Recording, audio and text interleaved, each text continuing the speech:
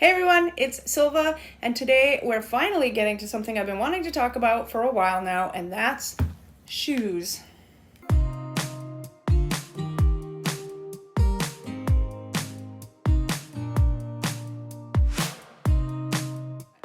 Specifically, what we'll be talking about is trail runners. My go-to trail runner and what I've been hiking with for the last couple years and what I hiked with on the AT are Ultras. And I'm going to be specifically talking about Altra Timps versus Altra Lone Peaks. I'm going to go over their similarities, their differences, and which I prefer. So let's start with the price point. So they run anywhere between $120 and $140 depending on where you go. If you're getting them, if you're walking into REI or another shoe store, that's about the price. Unless you can find them on sale or you can find a previous version discounted, which does happen. But again, walking in to buy the newest model is going to be about 130-ish, and that's for both. At least the last time I priced them, which was pretty recently. Similarities between the shoes is they both have the nice wide toe box that hikers love. I have a bunion on one foot, and this toe box is so comfortable. Both shoes are zero drop, which means the heel and toe are at the same level. A lot of shoes, the heel is higher, but for the zero drop shoe, it's all one height all the way across. This is supposed to mimic your natural foot. It's supposed to help with mobility and gait. Not all trail runners like that, but that's how Ultras are. So one of the other similarities that is also a difference I'm going to talk about is the tread. They're much more similar now, tread-wise, than they used to be. So I feel like they both have really good grip now. Now, my very first pair of Ultras were Timps, and I loved most things about them. I loved the cushion. I loved the toe box. What I didn't like about my first pair of Timps was I felt like they were too loose in my heel and I could never quite get them snug enough around my heel. And also, my first Timps, I felt like this is one of the differences. The tread wasn't as good as the next pair I got. So I felt like they were still slippery, which made me fall a lot. Most of you know, if you watch my vlogs, I fall a lot anyway, but I did feel like these made me fall even more, if that's possible. And then when my Timps wore out, because I didn't like the loose heel, I then tried the Lone Peaks, which I did feel at the time fit my heel better and the tread was much better. But the cushion was gone, so they didn't feel as cushiony.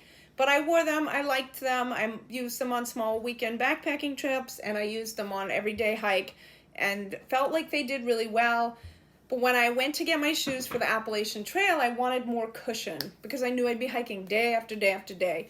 So what I did was, I went back to the Timps, because they had a new version now, and the Timps new version fit my heel better, and the tread was much better. So I was so happy, I loved them. And then they wore out after 250 miles on the Appalachian Trail, maybe 300, which I felt was really soon to have worn out for such an inexpensive shoe. When I was in town and I needed a new pair because mine were ripped out on all the sides, they didn't have the Timps, so I had to get a pair of Lone Peaks. And I thought that'd be fine. I've had Lone Peaks before. It'll be fine. And they were okay, but now the Lone Peaks were loose in my heel because I got the 5.0s, which is what they had. And at the end of each day, because it had less cushion, my feet were so sore. Day after day, my feet were just killing me. And I felt like they were loose in my heel, and my heel would slide around as I hiked. So even though I didn't feel like the Lone Peaks were as comfortable, the reason I had kept hiking with them was because one, they're expensive, and I thought, well, they'll be okay, they'll wear out fairly soon, and when I get a new pair, I'll go back to the Timps. I should have just replaced them, but I was trying to save money, and I had just bought them, and I didn't want to replace them. Wish I had, looking back, but, hindsight is always 20/20.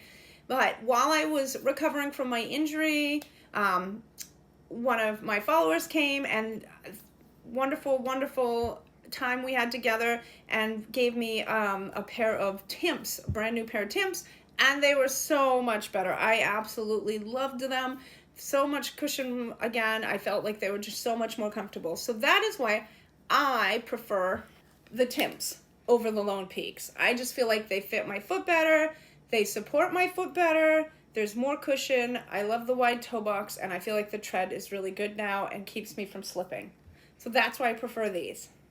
With all that being said, it is now winter in Maine and winter hiking season is begun.